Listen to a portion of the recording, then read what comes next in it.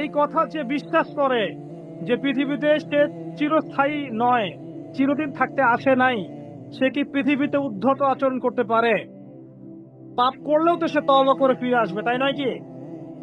এখন মানুষের চলাফেরা দেখলে কি মনে হয় যে মানুষ মারা যাবে কখনো? আমাদের সবার সামনে মৌত অপেক্ষা করছে। এই যে আমরা এখানে যারা বসে আছি, আজকে থেকে হয়তো 50 বছর পর কেউ থাকবো না। হতে পারে না? হতে পারে না? 50 বছর অনেক বেশি বলেছি আমি। দেখেন না সামনে কি হয়। 100 বছর পর এখন পৃথিবীতে যারা বেঁচে আছে, এখন 100 বছর পর এর কেউ বেঁচে থাকবে না। প্রত্যেক 100 বছরে জেনারেশন চেঞ্জ হয়ে যায়, জানেন? তো মানুষের চলাফেরা দেখলে মনে হয় মানুষ এখন মৃত্যুবরণ করবে না। মৌতের কোনো ফিকির নেই মানুষের। আল্লাহর সামনে দাঁড়াতে হবে, জবাব দিতে হবে, এই চিন্তা মানুষের মধ্যে নাই। সারাদিন দুনিয়া নিয়ে মানুষ ব্যস্ত হয়ে আছে। আল্লাহ পাক হেফাজত করুন আমাদেরকে। তো পরকালের ক্ষতি দেখেন, মানুষের সামনে অপেক্ষা করছে মৌত, মানুষের সামনে অপেক্ষা করছে কবর। কবর যেখানে কেউ যাবে না, আপনি আমি কেউ না, মানে কেউ কারো কবরে যাব না, কেউ কারো কবরে না। চিন্তা করতে পারেন যে আমাদেরকে একা একা কবরে যেতে হবে, সেখানে দুইজন ফেরেশতার সম্মুখীন হয়ে সওয়াল জবাব দিতে হবে, কেউ পার পাবে না। একজন সাহাবীর নাম ছিল সাদ বিন মুয়াজ রাদিয়াল্লাহু আনহু, নাম শুনেছেন? কোন যুদ্ধে শহীদ হয়েছেন? কে বলতে পারবেন? 500 টাকা পুরস্কার দিব, বলেন। তুমি আমাকে 500 দিবা, ভুল করেছো তো। উল্টা তুমি দিবা আমাকে 500।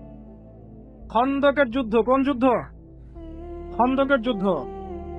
এই যুদ্ধে তিনি শহীদ হয়েছেন। হাতের মধ্যে একটা তীর এসে লেগেছিল, এখান থেকে রক্তটা ছিঁড়ে গিয়েছিল।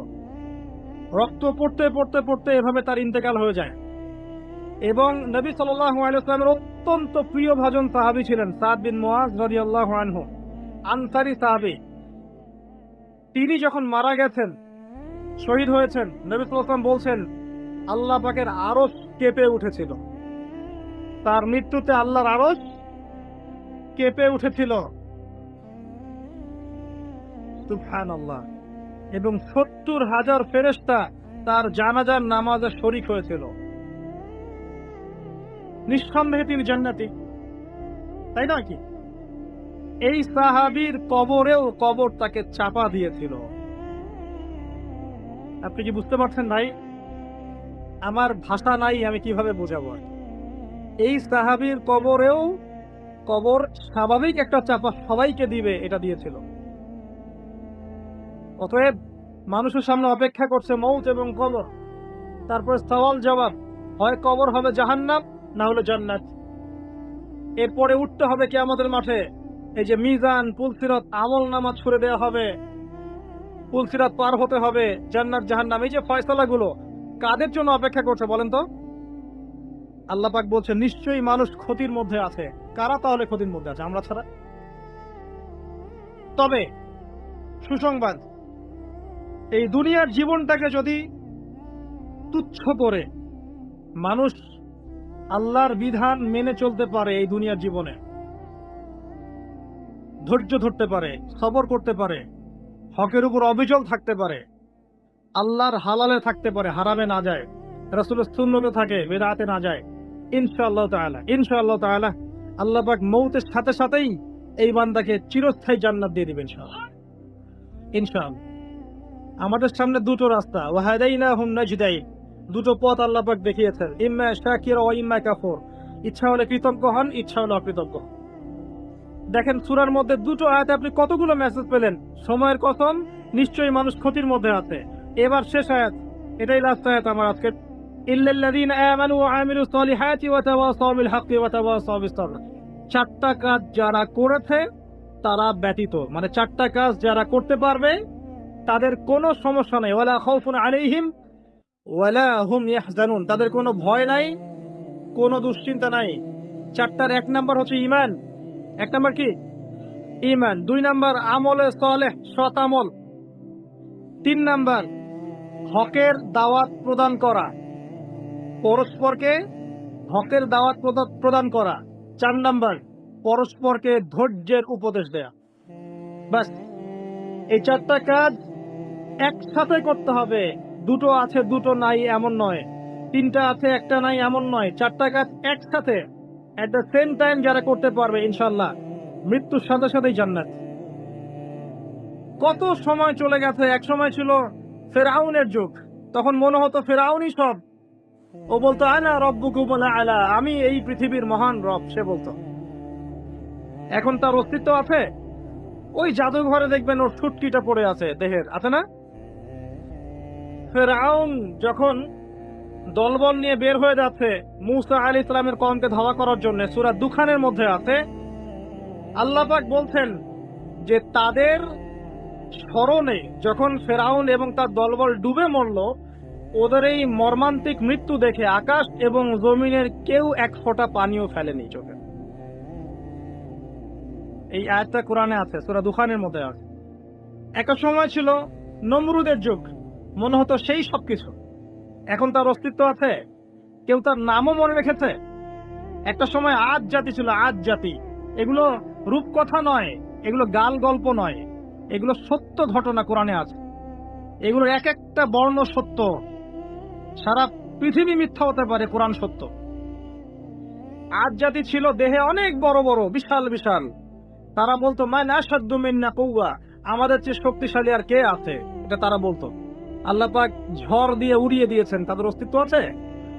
সময়ের ব্যাপার, দেখেন সময় বদলাচ্ছে, সব পরিবর্তন হয়ে যাচ্ছে। একটা ছিল সামুদ জাতি, সামুদ, এরাও ছিল অনেক বড় বড়, তাল গাছের সমান লম্বা লম্বা। পাহাড় কেটে কেটে বাড়ি নির্মাণ করত, পাহাড় কেটে বাড়ি নির্মাণ করত। ওদের অস্তিত্ব আছে? আল্লাহ পাক বজ্রপাত দিয়ে ধ্বংস করে দিয়েছেন। একটা জাতি ছিল সাদুম জাতি, সাদুম, এদেরকে বলা হয় কওমে লূত, মানে সমকামী, হোমোসেক্সুয়াল, মানে নারী নারীতে জেনা করত, পুরুষ পুরুষে জেনা করত।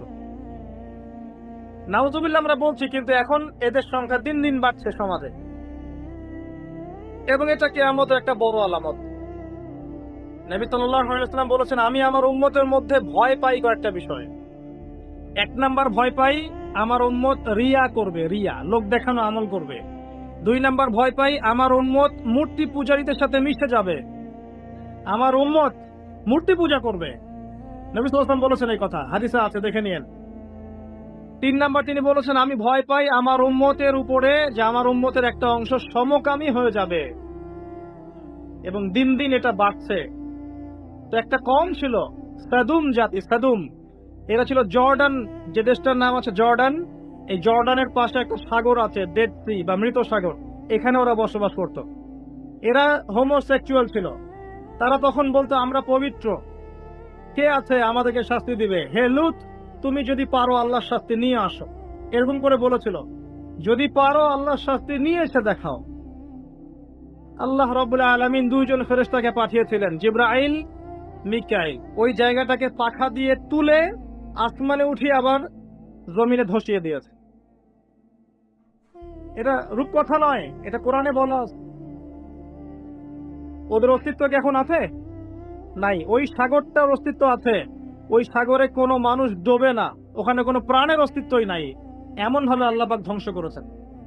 আমি বলছি সব সময়ের ব্যাপার। দেখেন কওমে নূহ, নূহ আলাইহিস সালামের কওম আছে এখন? নাই। আদ, সামুদ, মাদিয়ান, শুআয়ব আলাইহিস সালামের কওম মানুষকে ঠকাতো, ছিনতাই করত, মাপে কম দিত, এবং মানুষকে খুব বেশি বেশি পিটাতো, মানুষকে মারতো, খুব কঠিন ভাবে মারতো। এখন কিন্তু এই সুন্নত চলছে, মানুষকে কঠিন ভাবে মারা হয়। তো এই সুন্নতটা শুআয়ব আলাইহিস সালামের কওমের, এবং সেই কওম প্রথম কওম যাকে আল্লাহ পাক পৃথিবীতে ভূমিকম্প দিয়ে ধসিয়ে দিয়েছেন। এদের অস্তিত্ব কি এখন আছে? নাই। আমি বলতে চাচ্ছি যে জুলুম, জালেম, মাজলুম, এগুলো চিরস্থায়ী নয়, আপেক্ষিক বিষয়। একটা সময় যাচ্ছে, আরেকটা সময় আসবে, আবার এই সময় চলে যাবে, আরেকটা সময় আসবে, পৃথিবী এভাবে চলতেই থাকবে। এর মধ্যেই পরীক্ষা, এর মধ্যেই দুনিয়ার জীবনে পরীক্ষা। আপনাকে আমাকে হকের উপর থাকতে হবে, সালাত আদায় করতে হবে, কোরআন সুন্নাহ মেনে চলতে হবে, পারিবারিক আদর্শ ঠিক করতে হবে।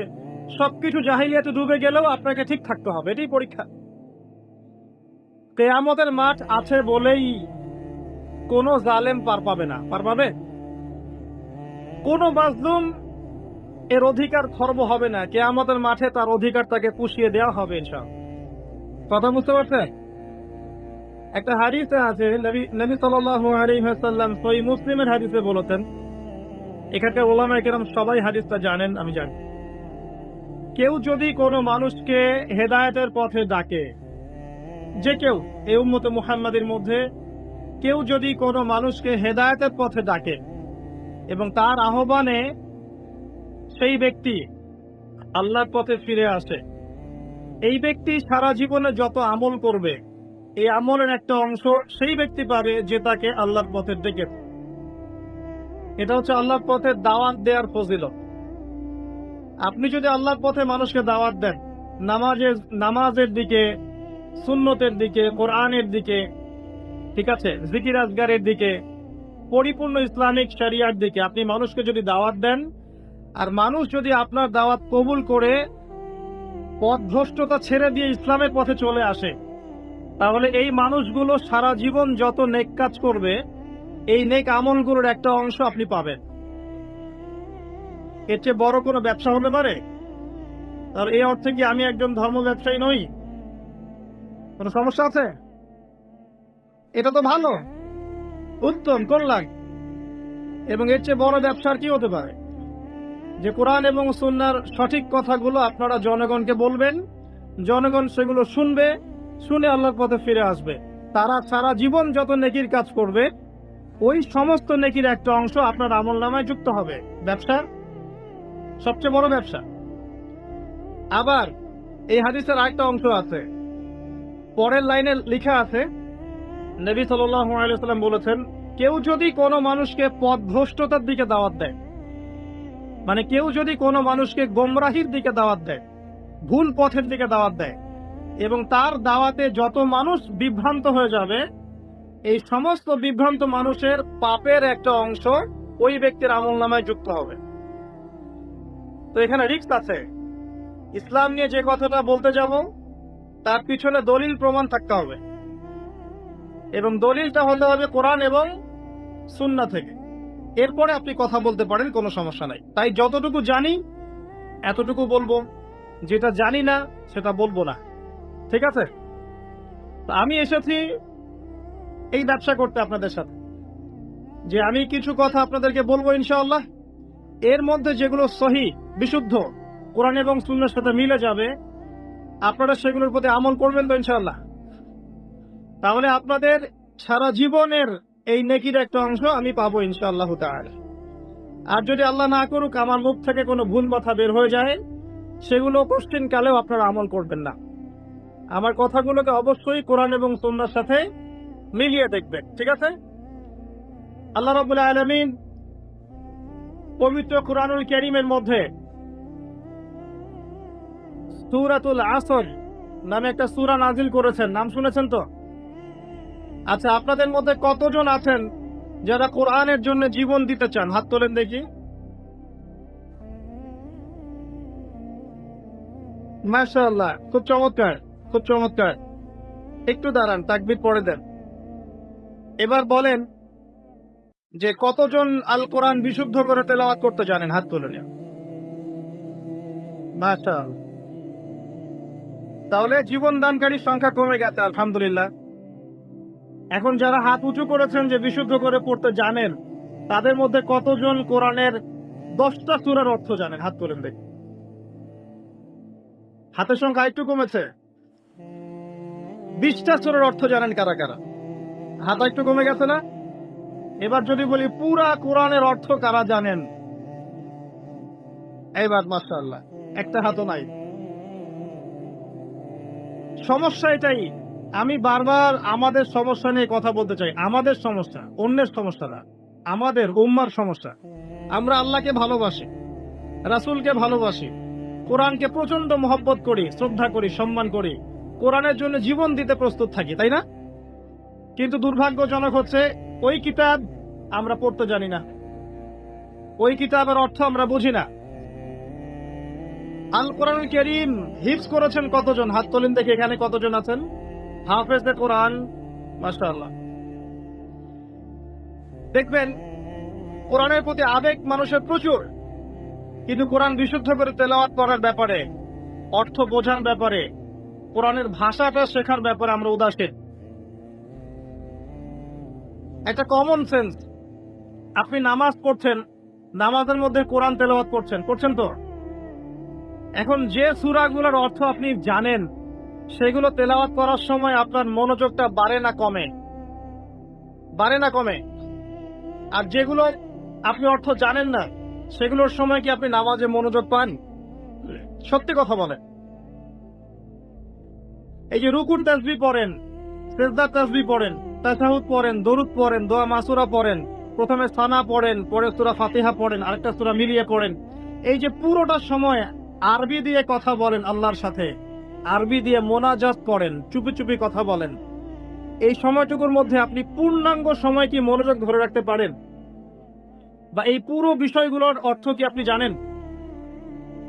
যদি আপনি অর্থ জানতেন তাহলে নামাজে মনোযোগ বাড়তো না কমতো?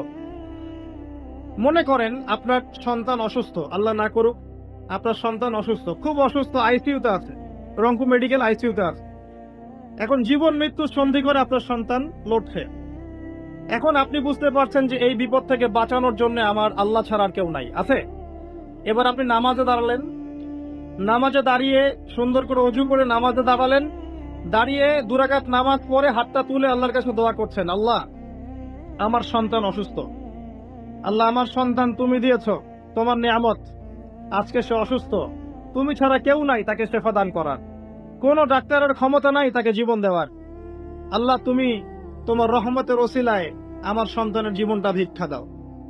এই দোয়াটা যদি আপনি করেন আপনার মনোযোগ বাড়বে না কমবে? এবং এটা আপনি পূর্ণাঙ্গ মনোযোগ দিয়ে করতে পারছেন না। কেন পারছেন? কারণ আপনি যা বলছেন তার অর্থ আপনি বুঝতে পারছেন, আপনি যা বলছেন তার অর্থ আপনি অনুধাবন করতে পারছেন, এটাই হচ্ছে কারণ। আর এই জায়গা গিয়ে আমি বলেছি যে কোরআন যদি আপনি অনুধাবন করতে পারেন, অর্থগুলো বুঝতে পারেন, তখন আপনি প্রতিটা পদে পদে আল্লাহকে পাবেন ইনশাআল্লাহ। এটা কি বোঝার জন্য খুব বড় ডিগ্রির দরকার আছে? যদি যে কোনো একটা বই আপনি পড়ছেন, ওই বইয়ের ভাষা যদি আপনি না বোঝেন, ওই বইয়ের মূল মেসেজ কি আপনি পাবেন? সিম্পল পাবেন না।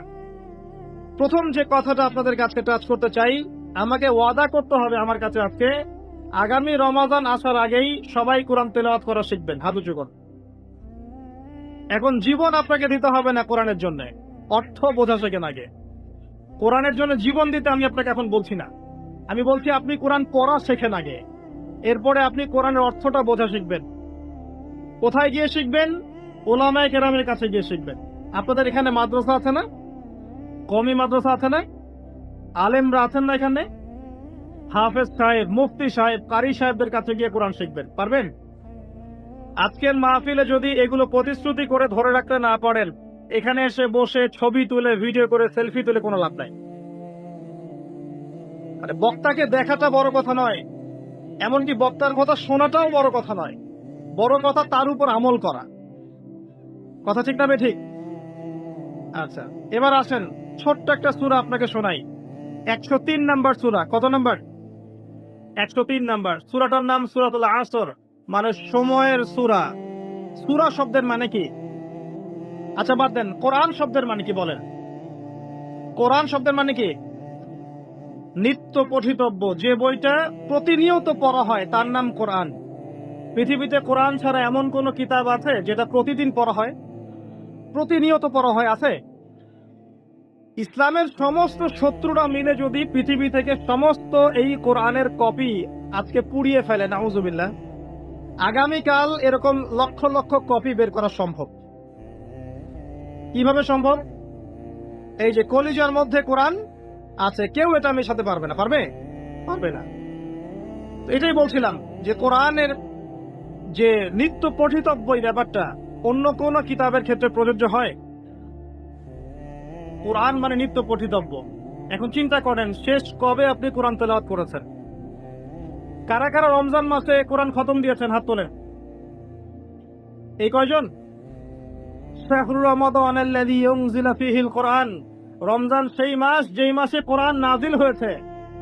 রমজান মাস মহিমান্বিত কি কারণে? কারণ এই মাসে কোরআন নাজিল হয়েছে। এই মাসে কোরআন খতম করার সৌভাগ্য যার হয়নি তার চেয়ে হতভাগা আসলে কেউ নাই। আচ্ছা যাই হোক, যা হওয়ার হয়ে গেছে। আল্লাহ পাক গফুর রহিম। আগামী রমজান আসার আগে কোরআন তেলাওয়াত শিখতে পারবো ইনশাআল্লাহ? ওয়াদা করছেন? আল্লাহ সাক্ষী আছেন, কিন্তু ওয়াদা খেলাফ করলে খবর আছে। ঠিক আছে, আল্লাহ পাক কিন্তু ধরবেন। আল্লাহ পাক কখন ধরেন জানেন? আল্লাহ পাক ঢিল দিতে থাকেন, ঢিল দিতে থাকেন, ঢিল দিতে থাকেন, তারপরে একবার চেপে ধরেন। আপনি কি মনে করছেন সারা বিশ্বে যা চলছে জুলুম আল্লাহ পাক ছেড়ে দিবেন সব? তাই মনে করছে? এক জাররা পরিমাণ ছাড় দিবেন? দিবেন না। সময়ের ব্যাপার। সব কিসের ব্যাপার? সময়। পড়াশোনা করতে থাকবেন। আমি অনেক দিন বলেছি সাবজেক্টগুলো, আপনাদেরকে আবার বলছি। সর্বপ্রথম কোরআন পড়বেন, কোরআন তেলাওয়াত করা শিখবেন, কোরআনের অর্থটা শিখবেন, কোরআনের ভাষা শিখবেন। এই ভাষা শেখার জন্য কওমি মাদ্রাসার আলেমদের কাছে গিয়ে পড়ে থাকতে হলে পড়ে থাকবেন, ভাষা শিখবে। ইমাম শাফিঈ রাহিমাহুল্লাহ বলেছিলেন, কোরআন শেখা মুসলিমদের উপর যেমন ফরজ, এর ভাষা শিক্ষা করাও ফরজ। ভাষা না শিখলে আপনি কোরআন বুঝতে পারবেন না। কোরআন পড়া হয়ে গেলে বা পড়তে পড়তে একটা ভালো লেভেলে চলে গেলে আপনি এই যে নাহু সরফের কিতাবগুলো শেষ করবেন। তারপরে আপনি চলে যাবেন হাদিসের বইয়ে। হাদিসের ছোট ছোট বইগুলো আগে পড়বেন, আগে বড় বড় বই পড়বেন না। অনেকেই ভুল করেন আপনারা, আমাদের যুবক ভাইরা একটু বেশি ভুল করে এখানে। হেদায়েত পেয়ে সবার আগে সহিহ বুখারী হাতে নিয়ে বসে থাকে। এটা ঠিক না ভাই। এটা কেন ঠিক না আপনি এখন বুঝতে পারছেন না, কারণ আপনি এক লাফ দিয়ে তো মেডিকেল সায়েন্সের বই পড়তে পারবেন না। আপনাকে গ্র্যাজুয়ালি যেতে হবে। প্রথমে আপনি পড়বেন হাদিস আরবাইন, এরপরে পড়বেন আপনি রিয়াদুস সালেহিন, বুলুগুল মারাম মিন আদিল্লাতিল আহকাম, মিশকাতুল মাসাবিহ, এই টাইপের বইগুলো আগে পড়বেন। তারপর আস্তে আস্তে আপনি যাবেন আবু দাউদ, তিরমিজি, নাসাই, পরে যাবেন বুখারী, মুসলিম। একটা সিস্টেম তো আছে। নাকি হঠাৎ করে লাভ দিয়ে আপনি একদম অনার্সে ভর্তি হয়ে যাবেন? হবেন? এটা কি হয় কখনো? তো এভাবেই এই যে ফয়জুল কালাম, আপনার মুনতাখাব হাদিস, এই টাইপের বইগুলো আগে পড়বেন, পরে আপনি বড় বড় বইগুলো পড়বেন। হাদিসের বই পড়া শেষ, ইতিহাসের বই পড়বেন, ইসলামের হিস্ট্রি সব বইগুলো পড়বেন। আবু বকর সিদ্দিক রাদিয়াল্লাহু আনহু খেলাফত থেকে শুরু করে একদম ওমর, উসমান, আলী, তারপর উমাইয়া খেলাফত, তারপরে আব্বাসীয় খেলাফত, তারপরে আপনার ফাতেমি সাম্রাজ্য, তারপরে আপনার এদিকে এই যে আপনার মামলুকদের শাসন, কর্ডোভার ইসলামিক শাসন, ওসমানীয় খেলাফত, এই পুরো বিষয়গুলো আপনাকে পড়তে হবে একদম। এই যে 1915 সাল পর্যন্ত বা 1921 সাল পর্যন্ত যে হিস্ট্রিটা আছে, এই 1400 বছর ইতিহাস আপনাকে জানতে হবে। যে জাতি তাদের ইতিহাস জানে না তারা হীনমন্যতায় ভোগে। আমরা জানি না তো আমরা কাদের সন্তান জানেন? ইতিহাস পড়েন, দেখবেন ইতিহাসের পাতায় পাতায় লেখা আছে যে মুসলিমরাই এই বিশ্বকে শাসন করেছে। হিস্ট্রির পাতায় পাতায় লেখা আছে। এখন এই কথাটা কারো মাথায় নাই। এটাই বাস্তব। অতএব ইতিহাস পড়তে হবে আপনাকে। ইতিহাসের পরে আপনি পড়বেন ফিকহ। ফিকহ মানে হচ্ছে গভীর জ্ঞান। ফিকহের যে ক্লাসিক্যাল বইগুলো আছে, হানাফি মাযহাবের, অন্যান্য মাযহাবের, এইগুলো আপনি পড়বেন। এখানে আপনি সাম্প্রদায়িক হবেন না, জ্ঞানটাকে উদার করবেন, মৌমাছির মতো হয়ে যাবেন। যেখানে জ্ঞান সেখানে চলে যাবেন, যেখানে জ্ঞান সেখানে যাবেন। এমন করবেন না যে আপনি একজন আলেমকে ফলো করেন, তারই বক্তব্য শুনবো, তারই বই পড়বো, অন্য কারো বই পড়বো না, বক্তব্য শুনবো না, এমনটা করবেন না। এই টাইপের কাজ যারা করেছে এরা ওই সাত কানার হাতি দেখার মতো অবস্থা হয়েছে। কথা বুঝতে পারছেন না? একটা হাতির, কেউ বলছে হাতিটা খাম্বার মতো, কেউ বলছে পাখার মতো, কুলার মতো ইত্যাদি। এক একজন এক একটা অংশ পেয়েছে। ইসলাম একটা প্রশস্ত বিষয়, এই জন্য ফিকহের প্রশস্ত বিষয়গুলো পড়বেন। তখন দেখবেন যে আমলগুলো করা হচ্ছে আপনারটার যেমন দলিল আছে, ওই ভাইয়েরটারও দলিল আছে। কথা বুঝতে পারছেন না? তখন দেখবেন যে ওই ইখতিলাফি মাসআলাগুলোকে নিয়ে আর মসজিদ ভাগ হবে না ইনশাআল্লাহ। কেন ভাগ হয়? কারণ আমরা ফিকহের গভীর জ্ঞান জানি না। মনে করে আমি যেটা করছি এটাই সহি, বাকিরা যেটা করছে ওটা ভুল, জাল গয়ফ। জাল গয়ফের আপনি কি বোঝেন? আপনি কি মুহাদ্দিস? আপনি বড়জোর বলতে পারেন হাদিসটাকে অমুক মুহাদ্দিস জাল বলেছেন, এটা বলতে পারেন আপনি। যাই হোক, এখানে অহংকার প্রদর্শন করা ঠিক হবে না। ফিকহের ক্ষেত্রে উদার হয়ে যাবেন, কারণ আমরা মুসলিমরা সবাই ভাই ভাই। আমরা সবাই ভাই ভাই। আমাদের মধ্যে কিছু বিষয়ে ইখতিলাফ থাকতে পারে, এবং এটা ছিল, আছে এবং থাকবে। এর মানে এই নয় যে আমি একমাত্র জান্নাতের সার্টিফিকেট প্রাপ্ত আর তারা সবাই বাতিল ফেরকা, এমন নয় বিষয়টা। সবার মাঝেই কল্যাণকর অনেক বিষয় আছে, আপনি কল্যাণটা নিয়ে নেন। অকল্যাণকর বিষয়গুলো ছেড়ে দেন, ব্যাস, সিম্পল। কারণ এখন মুসলিমদের ঐক্যটা অনেক বেশি দরকার। যদি মুসলিমদের ঐক্য থাকতো আজকে এই দুর্দশা হয়তো হতো না। ঐক্য নাই, কোনো বেজ নাই, সবাই তো এখন কামড় দিবেই।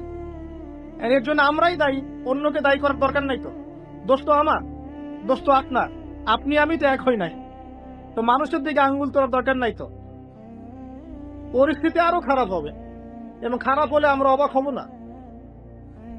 মায়ের যদি আরো বেশি খাওয়া হয়, আরো অবাক হওয়ার কিছু নাই, কারণ এটা খাওয়ার যোগ্যতা অর্জন করে ফেলেছি আমরা। আগে নিজেদের ভুলগুলো শুধরাই, আগে নিজেদের ভুলগুলো শুধরাই, তারপরে দেখবেন ইনশাআল্লাহ তাআলা আল্লাহ পাক কবুল করলে আল্লাহ পাক এমন জায়গায় মুসলিমদেরকে নিয়ে যাবেন যখন তাদের দিকে কেউ আঙ্গুল তুলতে পারবে না ইনশাআল্লাহ। কিন্তু নিজের ঘরগুলো আগে ঠিক করেন, ইমান ঠিক করেন, আকীদা ঠিক করেন, আমল ঠিক করেন, পরিবার ঠিক করেন, রিজিক ঠিক করেন, ইউনিটি ঠিক করেন, দেখবেন আস্তে আস্তে আস্তে মুসলিমরা এগিয়ে যাবে ইনশাআল্লাহ। একবারে কোনো কিছু হয় না, কখনো পরিবর্তন হয় না। আমার কথায় কষ্ট পাচ্ছেন? আমি একটু প্র্যাকটিক্যাল কথা বলি আর কি। এটাই প্র্যাকটিক্যাল বিষয় আমার কাছে মনে হয়, যে প্রথমত আমাদের মধ্যে ত্রুটি আছে, আমাদের মধ্যে ল্যাকিংস আছে, আমাদের মধ্যে ত্রুটি আছে, দোষ আছে, এগুলোকে আমাদেরকে সলভ করতে হবে, তারপরে আমরা সামনে আগাতে পারবো। আর যদি দোষগুলো আরো বাড়তে থাকে ডে বাই ডে, তাহলে আমাদের অধঃপতনও বাড়তে থাকে, কেউ ঠেকাতে পারবে না। এই যে বললেন কতজন কোরআনের জন্য জীবন দিতে চান, বলেন সবাই চাই। জিজ্ঞাসা করলাম কতজন পড়তে চান কোরআন, দেখলেন হাত নাই, 10টা হাত উপরে। কিভাবে হবে?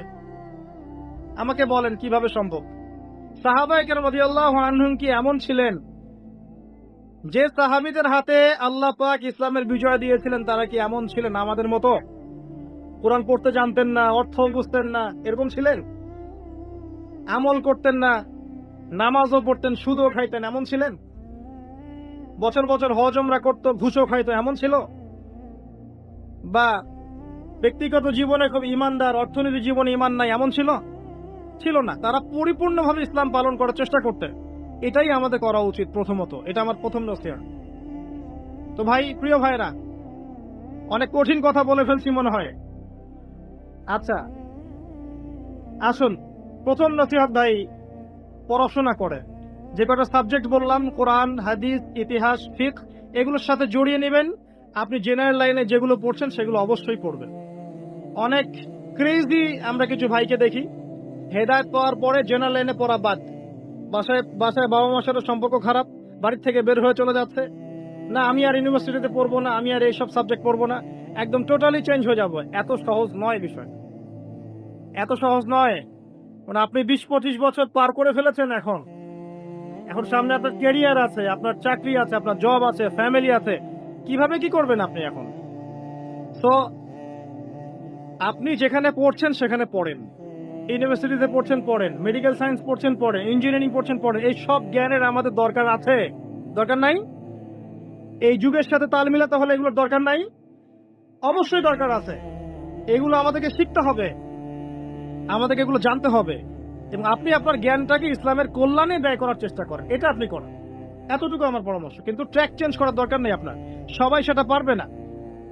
অতএব ওই ট্র্যাকে থেকেই আপনি সাবজেক্টগুলো কভার করেন। আকীদা পড়েন, কোরআন পড়েন, হাদিস পড়েন, ফিকহ, ইসলামের ইতিহাস, আরেকটা সাবজেক্ট বলতে রাসূল সাল্লাল্লাহু আলাইহি ওয়াসাল্লামের জীবনী একদম মুখস্থ থাকতে হবে। বলেন নবীর জন্য জীবন দিতে চান কতজন? হাত তোলেন দেখি। মাশাআল্লাহ, সবাই। এবার বলেন আমাকে, নবী সাল্লাল্লাহু আলাইহি ওয়াসাল্লামের তৃতীয় স্ত্রীর নাম কি ছিল? কে বলেছেন? আপনি আমার কাছে একটা হাদিয়া নিয়ে যান আজকে। একজন ব্যক্তি সঠিক উত্তর দিয়েছে। আপনি কি দেখতে পাচ্ছেন নবীর প্রতি কত ভালোবাসা আমাদের? একজন উত্তর দিতে পেরেছে। এই হচ্ছে বাস্তবতা। অতএব বাস্তবিক হয়ে যান। নবী সাল্লাল্লাহু আলাইহি ওয়াসাল্লামের জীবনী মুখস্থ করবেন আগামী রমাদান আসার আগেই, হাত তোলেন, কথা দেন, পারবেন ইনশাআল্লাহ? দুইটা ওয়াদা করেছেন, কোরআন পড়া শিখবেন আগামী রমাদান আসার আগেই, রাসূলের জীবনী পড়া শিখবেন, শুধু না মুখস্থ করবেন, পারবেন ইনশাআল্লাহ? ইনশাআল্লাহ। একদম ছোটস্থ নবী সাল্লাল্লাহু আলাইহি ওয়াসাল্লামের জন্ম, মৃত্যু, কত বছর মক্কায় ছিলেন, কত বছর মদিনায়, কখন তিনি হিজরত করলেন, কখন তায়েফে গেলেন, কখন বদর, কখন হুদ, টোটাল বিষয় আপনার মুখস্থ থাকতে হবে, পারবেন ইনশাআল্লাহ তাআলা। আল্লাহ পাক তৌফিক দান করুন। তখন সত্যিকারের আশিকে রাসূল হতে পারবো। এখন শুধু কথায় কথায় আশিকে রাসূল বলে লাভ নাই। আমার কথা কষ্ট পাচ্ছেন? বাস্তবতা এরকম ভাই। জানেন, ইসলামের বিরুদ্ধে যারা কাজ করে তারা 24 ঘন্টা পরিশ্রম করে। আপনি জানেন, যারা ইসলামের এগেইনস্টে কাজ করে, বিরুদ্ধাচারণ করে, ইসলাম মুসলিমদেরকে ডমিনেট করতে চায়, এরা 24 ঘন্টা কাজ করে, 1 সেকেন্ড রেস্ট নেয় না। গোছানো কাজ, মেহনতের কাজ, জবাবদিহিতামূলক কাজ, কোন দুর্নীতিহীন কাজ। ওদের উদ্দেশ্য হচ্ছে ইসলামকে দুনিয়া থেকে মিটিয়ে ফেলে দেবে একেবারে। আর আমরা মনে করি যে আমরা তো মাশাআল্লাহ জান্নাতের সার্টিফিকেট পেয়ে গেছি, আমরা মরলেই জান্নাত নিশ্চিত, তাই না? আমরা আল্লাহর একদম কবুলিয়ত প্রাপ্ত, আমরা নবী সাল্লাল্লাহু আলাইহি ওয়াসাল্লামের খাঁটি উম্মত, আমাদেরকে কে ঠেকায়? আমাদের ভাবখানা এমন। এই চিন্তা করতে করতে বিগত 100 বছরে আজকে আমাদের অবস্থা হয়েছে। একদিনে হয়নি, বিগত 100 বছরের অবস্থা হয়েছে।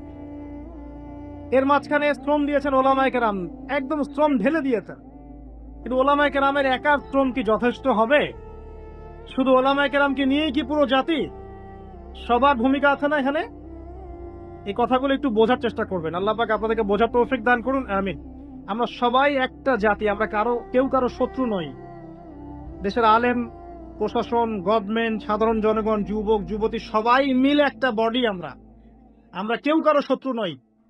আমাদের একজনের যে আঘাত লাগলে আরেকটা অঙ্গ ব্যথা পাবে, এটাই আমাদের চরিত্র হওয়া উচিত। আমরা সবাই মিলে একটা বাঙালি জাতি, পুরো জাতি। আমরা কি জাতির অংশ নই? আল্লাহ পাক আমাদেরকে বোঝার তৌফিক দান করুন। আমরা দোয়া করি, আল্লাহ তুমি আমাদের এই দেশটাকে শক্তিশালী করে দাও, এবং আমাদের দেশের প্রত্যেকটা মুসলিমকে আল্লাহ তুমি কোরআনওয়ালা বানিয়ে দাও, নবী সুন্নাহওয়ালা বানিয়ে দাও, এবং ইসলাম বিরোধী অপশক্তিগুলো থেকে আল্লাহ তুমি আমাদেরকে হেফাজত করো। আমাদের মধ্যে ইউনিটি দান করো, ঐক্য দান করো, হৃদ্যতা, ভালোবাসা দান করো, এবং স্বচ্ছতা, অনেস্টি দান করো, সততা দান করো। আল্লাহ পাক কবুল করুন, আমিন। আসুন, এই সাবজেক্টগুলো পড়বেন। আজকে শুধু এতটুকু বলছি আপনাদেরকে যে কোরআনকে সবচেয়ে বেশি গুরুত্ব দিবেন। আমি একটা সূরা আপনাদেরকে আজকে শেখাচ্ছি, এইভাবে প্রতিটা সূরা পড়ার চেষ্টা করবেন। পারবেন ইনশাআল্লাহ? অল্প একটু সময় নিচ্ছি আমি। সূরা আসর, 103 নম্বর সূরা। আসর শব্দের অর্থ কি? সময়। সূরা শব্দের অর্থ কি? উঁচু স্থান। সূরা মানে কি? উঁচু স্থান বা চূড়া। পাহাড়ের উপরে উঠলে দূর পর্যন্ত দেখা যায় না?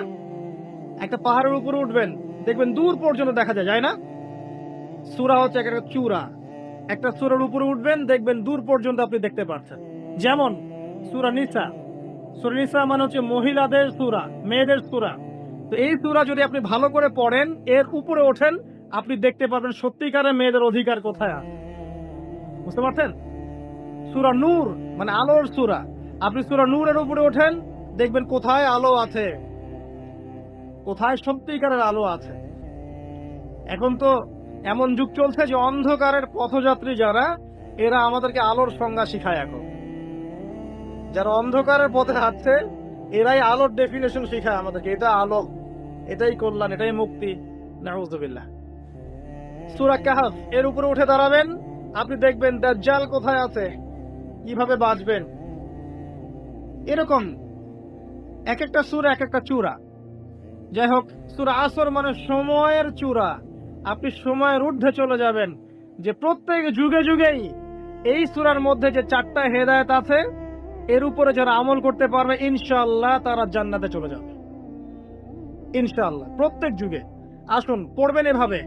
সূরা আসর, সূরাতুল মাক্কিয়া। সূরা আসর মাক্কি সূরা, আয়াত নং 3। কয়টা আয়াত আছে? 3টা। প্রথমে তেলাওয়াত করবেন, ওয়াল আসর, বিসমিল্লাহির রহমানির রহিম, ওয়াল আসরি ইন্নাল ইনসানা লাফি খুসর ইল্লাল্লাযীনা আমানু ওয়া আমিলুস সালিহাত ওয়া তাওয়াসাউ বিল হাক্কি ওয়া তাওয়াসাউ বিস sabr। খুব ছোট্ট সূরা, সবার মুখস্থ আছে? আলহামদুলিল্লাহ। এটা পড়লেন, এবার আপনি অর্থে আসবেন। সামনে 2টা তাফসীর থাকবে, আপনার যে তাফসীর পছন্দ হয়। আমার একটা পছন্দের তাফসীর, তাফসীরে জালালাইন। এটা আমার পছন্দের তাফসীর, তাফসীরে জালালাইন। আপনি ইবনে কাসির পড়তে পারেন, জালালাইন পড়তে পারেন, মাআরিফুল কোরআন পড়তে পারেন। আপনার ইচ্ছা, আপনার স্বাধীনতা, যেটা আপনার ভালো লাগে। তো এখানে দেখবেন ওয়াল আসরি অর্থ ওয়াও জবর ওয়া, মানে 2টো অর্থ হয়, একটা হচ্ছে এবং, একটা হচ্ছে শপথ বা কসম। এখানে ওয়াও জবর ওয়া মানে হচ্ছে শপথ বা কসম। ওয়াও জবর ওয়া মানে কসম, আর আসর মানে সময়, ওয়াল আসরি সময়ের কসম। একটা একটা বাক্যের অর্থ জেনে ফেলেছেন। ওয়াল আসরি মানে কি? সময়ের কসম। আল্লাহ পাক সময়ের কসম কেন করলেন?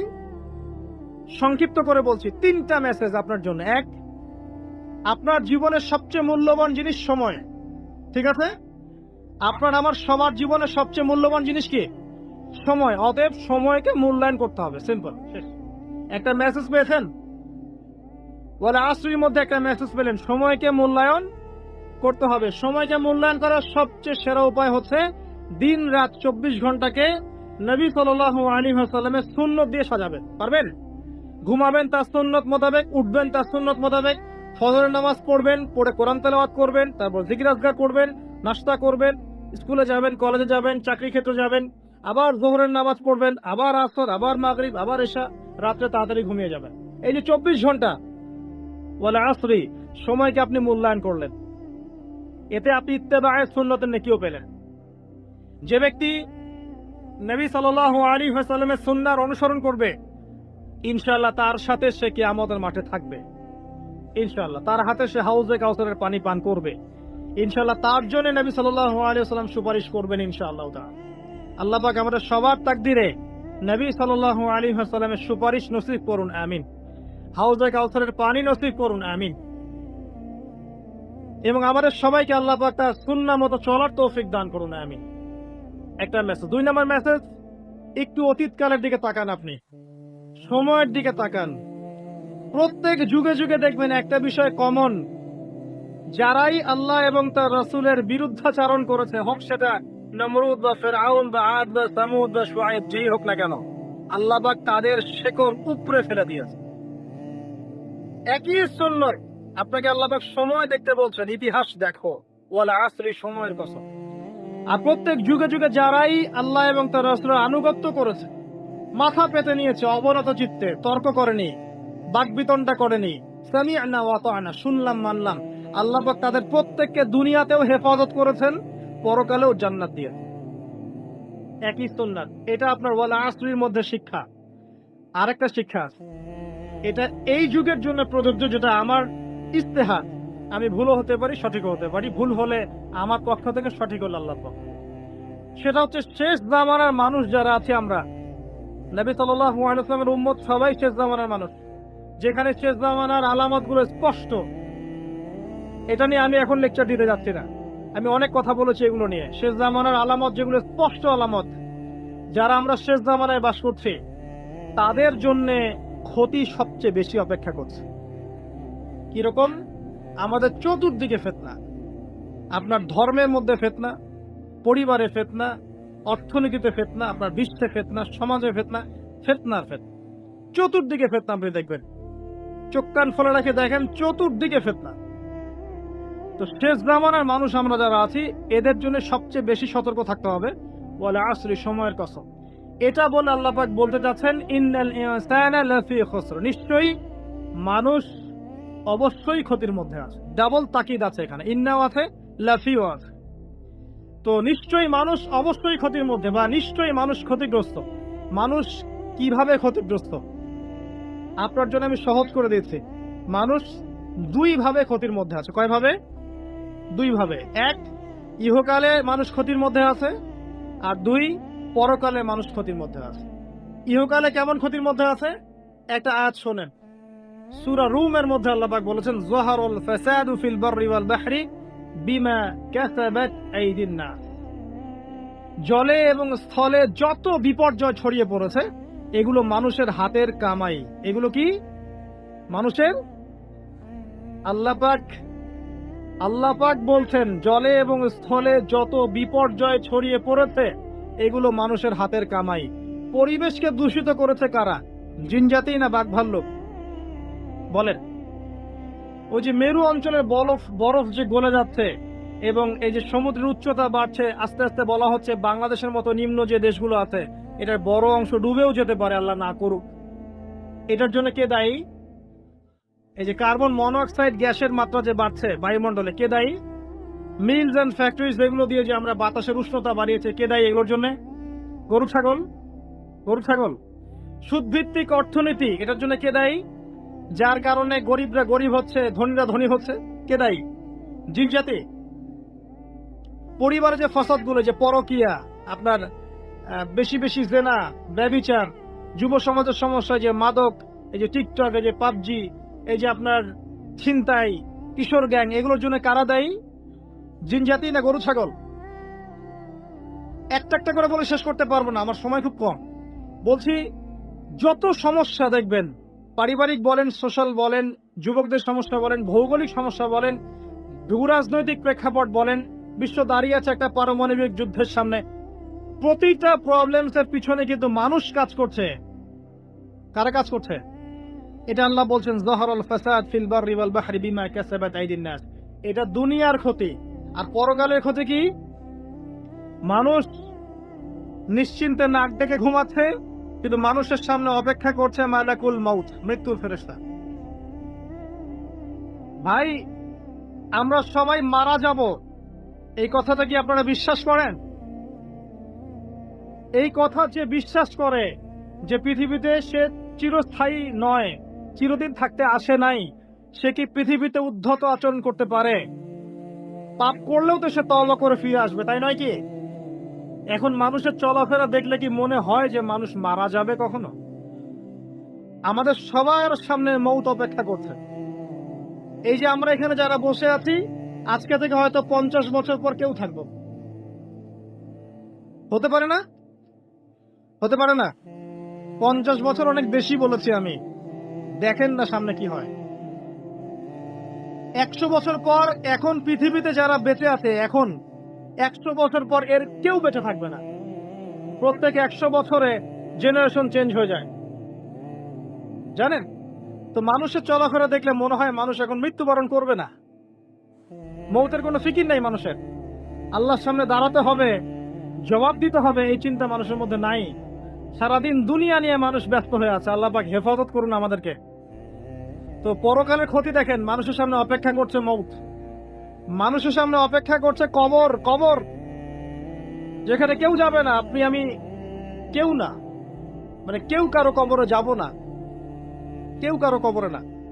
চিন্তা করতে পারেন যে আমাদেরকে একা একা কবরে যেতে হবে, সেখানে 2 জন ফেরেশতার সম্মুখীন হয়ে সওয়াল জবাব দিতে হবে, কেউ পার পাবে না। একজন সাহাবীর নাম ছিল সাদ বিন মুয়াজ রাদিয়াল্লাহু আনহু, নাম শুনেছেন? কোন যুদ্ধে শহীদ হয়েছেন? কে বলতে পারবেন? 500 টাকা পুরস্কার দিব, বলেন। তুমি আমাকে 500 দিবা, ভুল করেছ তো, উল্টা তুমি দিবা আমাকে 500। খন্দকের যুদ্ধ, কোন যুদ্ধ? খন্দকের যুদ্ধ। এই যুদ্ধে তিনি শহীদ হয়েছেন। হাতের মধ্যে একটা তীর এসে লেগেছিল, এখান থেকে রক্তটা ছিঁড়ে গিয়েছিল। রক্ত পড়তে পড়তে পড়তে এভাবে তার ইন্তেকাল হয়ে যায়। এবং নবী সাল্লাল্লাহু আলাইহি ওয়াসাল্লামের অত্যন্ত প্রিয় ভাজন সাহাবী ছিলেন সাদ বিন মুয়াজ রাদিয়াল্লাহু আনহু, আনসারী সাহাবী। তিনি যখন মারা গেছেন, শহীদ হয়েছেন, নবী সাল্লাল্লাহু আলাইহি ওয়াসাল্লাম বলছেন আল্লাহ পাকের আরশ কেঁপে উঠেছিল। তার মৃত্যুতে আল্লাহর আরশ কেঁপে উঠেছিল, সুবহানাল্লাহ। এবং 70,000 ফেরেশতা তার জানাজার নামাজে শরীক হয়েছিল। নিঃসন্দেহে তিনি জান্নাতি, তাই না কি? এই সাহাবীর কবরেও কবর তাকে চাপা দিয়েছিল। আপনি কি বুঝতে পারছেন ভাই? আমার ভাষা নাই, আমি কিভাবে বোঝাবো। এই সাহাবীর কবরেও কবর স্বাভাবিক একটা চাপা সবাইকে দিবে, এটা দিয়েছিল। অতএব মানুষের সামনে অপেক্ষা করছে মৌত এবং কবর, তারপরে সওয়াল জবাব। হয় কবর হবে জাহান্নাম, না হলে জান্নাত। এরপরে উঠতে হবে কিয়ামতের মাঠে, এই যে মিজান, পুলসিরাত, আমল নামা ছুড়ে দেওয়া হবে, পুলসিরাত পার হতে হবে, জান্নাত জাহান্নাম, এই যে ফয়সালাগুলো কাদের জন্য অপেক্ষা করছে বলেন তো? আল্লাহ পাক বলছেন নিশ্চয়ই মানুষ ক্ষতির মধ্যে আছে। কারা তাহলে ক্ষতির মধ্যে আছে? আমরা ছাড়া। তবে সুসংবাদ, এই দুনিয়ার জীবনটাকে যদি তুচ্ছ করে মানুষ আল্লাহর বিধান মেনে চলতে পারে, এই দুনিয়ার জীবনে ধৈর্য ধরতে পারে, সবর করতে পারে, হকের উপর অবিচল থাকতে পারে, আল্লাহর হালালে থাকতে পারে, হারামে না যায়, রাসূলের সুন্নতে থাকে, বিদআতে না যায়। ইনশাআল্লাহ তাআলা আল্লাহ পাক মৌতের সাথে সাথেই এই বান্দাকে চিরস্থায়ী জান্নাত দিয়ে দিবেন ইনশাআল্লাহ। আমাদের সামনে দুটো রাস্তা, ওয়াহাদাইনাহুন নাজদাইন, দুটো পথ আল্লাহ পাক দেখিয়েছেন, ইম্মা শাকিরা ওয়া ইম্মা কাফুর। ইচ্ছা হলে কৃতজ্ঞ হন, ইচ্ছা হলে অকৃতজ্ঞ হন। দেখেন সূরার মধ্যে দুটো আয়াতে আপনি কতগুলো মেসেজ পেলেন। সময়ের কসম, নিশ্চয়ই মানুষ ক্ষতির মধ্যে আছে। এবার শেষ আয়াত, এটাই লাস্ট আয়াত আমার আজকে, ইল্লাল্লাযীনা আমানু ওয়া আমিলুস সলিহাতি ওয়া তাওয়াসাউ বিল হাক্কি ওয়া তাওয়াসাউ বিস সবর। চারটা কাজ যারা করেছে তারা ব্যতীত, মানে চারটা কাজ যারা করতে পারবে তাদের কোনো সমস্যা নেই। ওয়ালা খাউফুন আলাইহিম ওয়ালা হুম ইয়াহজানুন, তাদের কোনো ভয় নাই, কোনো দুশ্চিন্তা নাই। চারটার এক নাম্বার হচ্ছে ঈমান। এক নাম্বার কি? ঈমান। দুই নাম্বার আমলে সালেহ, সৎ আমল। তিন নাম্বার হকের দাওয়াত প্রদান করা, পরস্পরকে হকের দাওয়াত প্রদান করা। চার নাম্বার পরস্পরকে ধৈর্যের উপদেশ দেয়া। বাস, এই চারটা কাজ একসাথে করতে হবে। দুটো আছে দুটো নাই এমন নয়, তিনটা আছে একটা নাই এমন নয়, চারটা কাজ একসাথে এট দ্য সেম টাইম যারা করতে পারবে ইনশাআল্লাহ মৃত্যুর সাথে সাথেই জান্নাত। অল্প করে ব্যাখ্যা করছি। ঈমান কি জিনিস? ঈমান মানে কি বলেন? বিশ্বাস। কয়টা বিষয় বিশ্বাস করতে হয়? শুকরিয়া, 6টা। এক নাম্বার আল্লাহর প্রতি বিশ্বাস, আমানতু বিল্লাহ এক নাম্বার। ওয়া মালাইকাতিহি, তার ফেরেশতা মণ্ডলীর প্রতি। ওয়া কুতুবিহি, তার আসমানি কিতাব সমূহের প্রতি। 4 ওয়া রুসুলিহি, তার রাসূলগণের প্রতি। 5 ওয়াল ইয়াউমিল আখির, পরকালের প্রতি। 6 ওয়াল কদরি খায়রিহি ওয়া শাররিহি, তাকদীরের ভালো এবং মন্দের প্রতি বিশ্বাস। আল্লাহর প্রতি বিশ্বাস মানে এক কথায় আপনি আল্লাহর তাওহীদে থাকবেন, শিরক করবেন না, ঠিক আছে? এক। ফেরেশতা মণ্ডলীর প্রতি বিশ্বাস মানে আল্লাহ পাক অসংখ্য ফেরেশতা সৃষ্টি করেছেন, বিভিন্ন কাজে নিয়োজিত করেছেন, যাদেরকে আমরা দেখি না। এই দুনিয়াতে খালি চোখে দেখা যাবে না, মৌতের সাথে সাথেই দেখা যাবে ইনশাআল্লাহ। বিশ্বাস করতে হবে। এগুলোকে বিজ্ঞান প্রমাণ না করলেও বিশ্বাস করতে হবে, কারণ বিজ্ঞান সবকিছু চূড়ান্ত ব্যাখ্যা দিতে পারবে না। পারবে? বিজ্ঞানের একটা সীমাবদ্ধতা আছে, আল্লাহর জ্ঞানের কোনো সীমাবদ্ধতা নাই। সিম্পল। 3 নাম্বার ওয়া কুতুবিহি, অনেক আসমানি কিতাব আল্লাহ পাক নাজিল করেছেন। শুধু কোরআনই একমাত্র আসমানি কিতাব নয়, এর আগে আল্লাহ পাক নাজিল করেছিলেন তাওরাত, জাবুর, ইনজিল, এগুলো তো সবগুলো আল্লাহর পক্ষ থেকে এসেছিল, কিন্তু মানুষ এগুলোকে বিকৃত করেছিল যুগে যুগে। এই জন্য আল্লাহ পাক সর্বশেষ ফাইনাল টেস্টিমেন্ট হিসেবে আল কোরআন নাজিল করেছেন কিয়ামত পর্যন্ত। এরপরে আর কোন নবীও আসবে না, কোন কিতাবও আসবে না। যদি কেউ বলে না কিয়ামতের আগে নবী আসতে পারে, কি বলবেন? হ্যাঁ, যদি কেউ বলে যে না কিয়ামতের আগে আরো নবী আসতে পারে, কেউ যদি বলে যে জনৈক ব্যক্তি ছিলেন যিনি হচ্ছেন ঈসা আলাইহিস সালাম, আপনি কি বলবেন? জনৈক ব্যক্তি নিজে মাহদি, আবার তিনি ঈসা, দুটাই। এমনও ব্যক্তি নাকি চলে গেছেন পৃথিবী থেকে যিনি নিজে ইমাম মাহদিও ছিলেন আবার ঈসাও ছিলেন। সুবহানাল্লাহ। আর মানুষ এগুলো কথা বিশ্বাসও করতে, এদের কথা শুনে মানুষ আবার ধর্ম ত্যাগও করতে। সুবহানাল্লাহ, সুবহানাল্লাহ। কত বড় অজ্ঞ হলে মানুষ এতদূর পর্যন্ত জাহেল হতে পারে, চিন্তা করেন। তাহলে কনস্টান্টিনোপল জয় হবে কবে, আর মালহামাই বা হলো কখন? সুবহানাল্লাহ। তো কেউ যদি বলে ভাই টেলিভিশনে প্রচার করে, অনলাইনে প্রচার করে যে আমি নবী, আমি মাহদি, আমি ঈসা, আল্লাহর ওয়াস্তে এগুলোকে বিশ্বাস করতে যায় না, ঈমান হারা হয়ে যাবেন, জাহান্নামে যেতে হবে। যতই টাকার প্রলোভন দেখ, চাকরির প্রলোভন দেখ, জমি জমা দেখ, আল্লাহর ওয়াস্তে ধর্ম ত্যাগ করেন। আমার কথার ইশারা বুঝে নেন, সব কথা পাবলিকলি বলা যায়, ঠিক আছে? অনেক নবী রাসূল আল্লাহ পাক পাঠিয়েছেন, সর্বশেষ নবীকে মুহাম্মদ সাল্লাল্লাহু আলাইহি। আর কোন নবী আসবেন নাকি বিশ্বাস করেন আসবেন? নবীজি বলেছেন কিয়ামতের আগে 30 জন ভণ্ড নবী আসবে। কয়জন? যার মধ্যে 3 জন হবে মহিলা।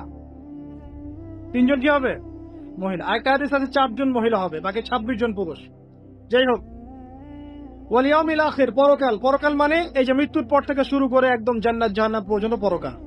ওয়াল কদরি খাইরি ওয়া শাররি, তাকদীরে ভালো মন্দ, তাকদীরে বিশ্বাস করতে হবে। আল্লাহ পাক ভাগ্য লিখে রেখেছেন। আপনি যতই দুর্নীতি করেন না কেন, ভাগ্যে যা লেখা আছে এর বাইরে একটা চাল বেশি পাবেন না। আর আপনি যতই অভাবী হন না কেন, কষ্টে থাকেন না কেন, আল্লাহ পাক যতটুকু রিজিক দিয়েছেন আপনাকে, এর বাইরে আপনি রিজিক পাবেন না। এটা আগে মাথায় ইনস্টল করেন। আপনি যত পরিশ্রম করেন দুনিয়ার জন্য, যতটুকু নির্ধারিত আছে আল্লাহর পক্ষ থেকে, এর বাইরে এক কানা করি বেশি পাবেন। আর তাহলে যারা তাকদীরে বিশ্বাস করে তারা কিন্তু কখনো হতাশ হবে না, আত্মহত্যা করবে না যে আল্লাহ পাক তাকদীরে যা লিখেছেন আমার তাই হয়েছে, আল্লাহ পাক তাকদীরে লিখেছেন তাই হয়েছে, আমি হতাশ কেন হব, আমি আত্মহত্যা কেন করব, আমি কেন পিছু পা হব, আমি বরং আল্লাহর প্রতি তাওয়াক্কুল করে এগিয়ে যাব, আমি কাজ করব। তাকদীরে বিশ্বাস করেছি বলে হাত পা গুটিয়ে বসে থাকতে হবে এমনটাও নয়। আপনি কাজ করবেন, পরিশ্রম করবেন, আল্লাহর প্রতি তাওয়াক্কুল করবেন, এগিয়ে যাবেন। এরপরে বিশ্বাস রাখবেন আল্লাহ যা রেখেছেন তাই হয়েছে, আমি চেষ্টা করেছি আলহামদুলিল্লাহ। অনেকে আছে না একদম মাহের দক্ষ ড্রাইভার আছে না, প্রচন্ড ভালো ড্রাইভার, অ্যাক্সিডেন্ট কেন হয়? এত দক্ষ ড্রাইভার হলে তাকদীর বলে একটা ব্যাপার আছে। দেখবেন কিচ্ছু ছিল না, অ্যাক্সিডেন্ট হয়ে গেছে, আসলে ওখানে অ্যাক্সিডেন্ট হওয়ার কিছু ছিল না। তাকদীর বলে একটা ব্যাপার আছে। অতএব এটা নিয়ে আমি লম্বা সময় আলোচনা করতে পারবো না। মনে রাখবেন তাকদীর আল্লাহ পাক আপনাকে আমাকে সৃষ্টি করার 50,000 বছর আগেই লিখে ফেলেছেন। অতএব এটা নিয়ে বিভ্রান্ত হবেন না, হতাশ হয়ে যাবেন না, এবং আমল ছেড়ে দিয়ে বসেও থাকবেন না। সাহাবীরা বলেছেন আমরা কি আমল ছেড়ে দিব?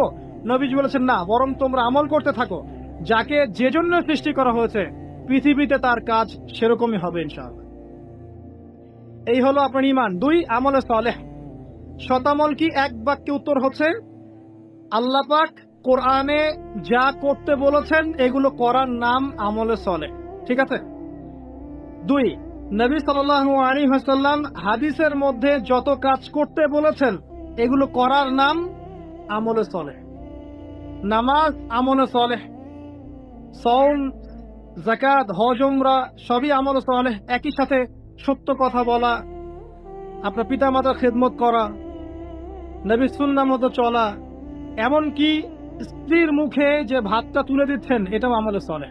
এমনকি মুসলিম ভাইয়ের সাথে সাক্ষাতে যে হাসি মুখে কথা বলছেন এগুলোও আমলে সালেহ। ছোট থেকে ছোট, বড় থেকে বড় যত নেক কাজ আছে সবগুলো করাই কি? আমলে সালেহ। আর একই সাথে কোরআনে এবং সুন্নাহে আল্লাহ এবং তার রাসূল যে কাজগুলো করতে নিষেধ করেছেন সেটা যত ছোট হোক আর যত বড় হোক এগুলো না করা হচ্ছে আমলে সালেহ। যেমন টাকনুর নিচে কাপড় পরতে নিষেধ করা হয়েছে, কেউ যদি না পরে তার মানে সে আমলে সালেহ করছে। আল্লাহ পাক মিথ্যা বলতে নিষেধ করেছেন, কেউ যদি মিথ্যা না বলে সে আমলে সালেহ করছে। আল্লাহ পাক রাসূল দাড়ি ছেড়ে দিতে বলেছেন, দাড়ি ছেড়ে দিয়েছেন, আমলে সালেহ করছেন।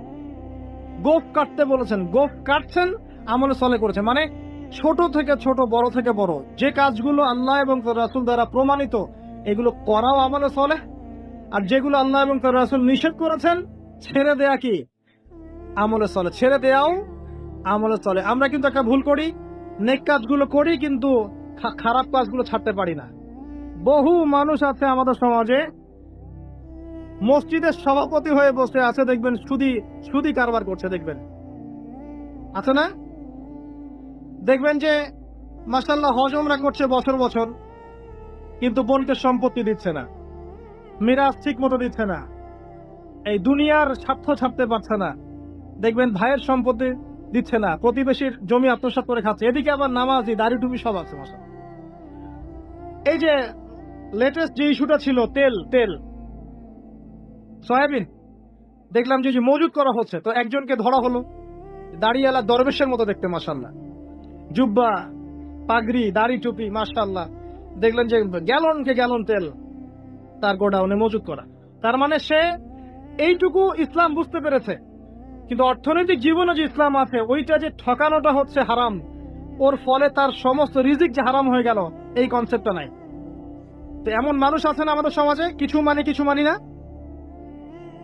যুবক ভাই, নামাজ তো পড়ছেন কিন্তু গার্লফ্রেন্ড ছাড়তে পারছেন তো? পারছেন? আলহামদুলিল্লাহ, পারতে হবে। এদিকে নামাজ পড়ছি, তাবলীগের সময় দিচ্ছি, এদিকে ইন্টারনেটে যদি খারাপ কিছু দেখেন, পর্নোগ্রাফি দেখেন, তাহলে কি আপনার ইবাদত কবুল হবে? বিষয়টা বুঝতে হবে। শুধু নেক কাজ করার নাম আমলে সালেহ নয়। এট দ্য সেম টাইম খারাপ জিনিসগুলো ছেড়ে দেওয়াও হচ্ছে আমলে সালেহ, এবং এটা বেশি কঠিন। নেক কাজ করাটা কিন্তু সহজ, আল্লাহর জন্য ছেড়ে দেওয়াটা কঠিন। কারা কারা আল্লাহর জন্য সিগারেট খাওয়া ছাড়তে পারবেন? হাত তোলেন। আলহামদুলিল্লাহ। কারা কারা আল্লাহর জন্য দাড়ির কথা বলে রাখি, যখন আপনি হকের পথে থাকবেন তখন বাধাও আসবে, কিন্তু প্রথম বাধা পরিবার থেকে আসবে, তারপরের বাধা আপনার ধর্ম নেতাদের থেকে আসবে, তারপরে আসবে আপনার সমাজ নেতা থেকে বাধা, আর পরে সর্বোচ্চ লেভেল থেকে বাধা আসবে। তো এই বাধাগুলো আপনাকে ফেস করতে হবে, এটা মনে রাখবেন। আরেকটা কথা হচ্ছে যে কোরআন এবং সুন্নাহর উপর থাকার পরেও যদি বাধা বিপত্তি না আসে কখনো, বুঝতে হবে যে আমার দাওয়াতটা একটা গোলালু মার্কা দাওয়াত। কোনোদিনও আমার উপর কোনো চড়াই উতরাই এলো না, মানুষ ভালো মন্দ বললো না, সমালোচনা গীবত তহমত করছে না, বুঝতে হবে যে আপনার দাওয়াতের মধ্যে কোনো সমস্যা আছে। তো যখন আপনি কমপ্লিট ইসলামের কথা বলবেন তখন এগুলো আসবেই। আর যদি সারাদিন ছোটখাটো মাসলা মাসাইল নিয়ে কথা বলতে থাকেন, কেউ কখনোই আপনাকে কিছু বলবে না। অতএব এই বিষয়গুলো খেয়াল রাখবেন। নবী সাল্লাল্লাহু আলাইহি ওয়াসাল্লামকেও অনেক বাধা বিপত্তি ফেস করে ইসলাম প্রতিষ্ঠা করতে হচ্ছে। আর শেষ কথা, ওয়াতাওয়াসাউ বিস-সাবর, যখন আপনি হক নিয়ে চলবেন তখন ধৈর্য ধরতে হবে। রাতারাতি কোনো ফল আসবে না, সবর করতে হবে। মানুষ গালি দিবে, সবর করবেন। মানুষ আপনাকে ভালো মন্দ বলবে, ভুল বুঝবে, সবর করবেন। মানুষ আপনার চরিত্র হ্যারেস করার চেষ্টা করবে, আপনি সবর করবেন। আপনার শারীরিক আঘাত পাবেন, সবর করবেন। মানসিক টর্চার পাবেন, সবর করবেন। ইকোনমিক্যাল আঘাত পাবেন, সবর করবেন। আপনাকে সবর করা শিখতে হবে, এগ্রেসিভ হওয়া যাবে না। উদউ ইলা সাবিলি রাব্বিকা বিল হিকমা ওয়াল মাউইযাতিল হাসানা ওয়াজাদিলহুম বিল্লাতী হিয়া আহসান। আপনাকে আল্লাহর পথেই থাকতে হবে, মানুষকে হিকমার সাথে আল্লাহর পথে ডাকতে হবে। তবে একটা কথা মনে রাখবেন, সবর মানে হাত গুটিয়ে বসে থাকা নয়, বরং পরিস্থিতি পরিবর্তনের চেষ্টা করা। আল্লাহ পাক আমাদের সবাইকে কথাগুলো বোঝার তৌফিক দান করুন। সবশেষ কথা হচ্ছে এই, প্রিয় ভাইরা, আসুন পবিত্র কোরআন পড়তে শিখি। আজকে একটা ছোট্ট সূরা আলোচনা করেছি, শুনতে খারাপ লেগেছে? এইভাবে যদি প্রতিটা সূরা আলোচনা করতে পারেন, পড়তে পারেন, বুঝতে পারেন, কোরআন আপনার কলবের মধ্যে গেঁথে যাবে না? তখন আপনি আল্লাহকে আপনার সামনে পাবেন ইনশাআল্লাহ তাআলা। এটাই আল্লাহ পাকের কালাম, যেই কালামের মাধ্যমে আল্লাহ আপনার সাথে কথা বলেছেন। অতএব আল্লাহর কথাকে বুঝুন, কোরআন পড়া শিখুন, এর ভাষা বুঝুন, অর্থ বুঝুন, তাফসীর পড়েন, এর ব্যাখ্যাগুলো উলামায়ে কেরামের কাছে জেনে নেন। পাশাপাশি হাদিস চর্চা করেন, ফিকহ পড়েন, ইতিহাস পড়েন, সিরাত পড়েন। ইনশাআল্লাহ এই জ্ঞানের বিপ্লবের মধ্য দিয়ে দেখবেন ইনশাআল্লাহ আগামী দিনগুলোতে মুসলিমরা এগিয়ে যাবে ইনশাআল্লাহ।